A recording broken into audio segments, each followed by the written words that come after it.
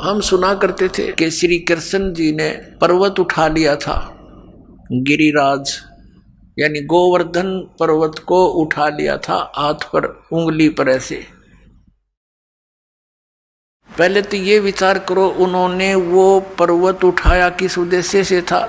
उन्होंने इस उद्देश्य से उठाया था कि वहाँ इन देवताओं की पूजा होया करती, और इंद्र स्वर्ग का राजा है, भगवान की पूजा छोड़कर इंद्र की पूजा चलती थी। श्री कृष्ण जी ने कहा भाई इंद्र की पूजा छोड़ दो, या दो उस भगवान की पूजा करो। इंद्र की कढ़ाई जो होती थी पूजा, वह बंद कर दी।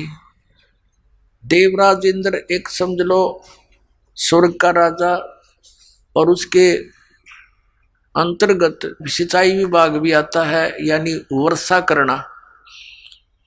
तो क्या हुआ, जब इंद्र की पूजा बंद होगी देवताओं की, इंद्र ने सोचा इनको सबक सिखाता हूं।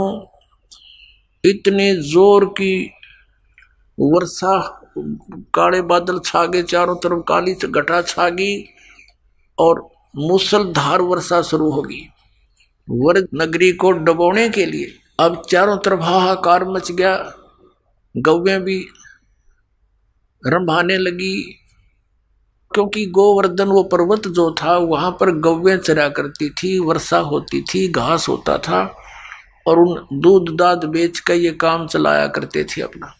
और वो समाप्त करने चल पड़ा कि इसको इतना वर्षा कर दूं कि ये गोवर्धन पर्वत भी डूब जाए, आसपास की नगरी भी नष्ट हो जाए। तो भगवान श्री कृष्ण जी ने उंगली पर वो गोवर्धन पर्वत उठा लिया और पूरी ब्रज नगरी के ऊपर से कर दिया। सारा इंद्र बरस लिया, खूब वर्षा कर ली, सारा पानी उस गोवर्धन पर्वत के ऊपर ऐसे सोख हो गया, उसमें ऐसे मिल गया जैसे ब्लोटिंग पेपर शाही ने चूस लिया करे। आखिर में थक गया इंद्र, आके पैर पकड़ दिए कि मुझे अक्षमा कर दो। कहने लगे चला जाओ, तेरे को कर दिया अक्षमा, और खबरदार आज के बाद तूने अपनी पूजा के लिए व्रजवासियों को कंपेल किया। तो फिर वो गोवर्धन यथा स्थान पर रख दिया। अब पुण्यात्माओं, जो गुरु लोग हमें ये शिक्षा देते थे और ये कथा सुनाते थे, श्री कृष्ण जी ने गोवर्धन उठाया, और फिर वो इन्हों कहते थे देवी देवताओं की पूजा करो, श्राद्ध निकालो।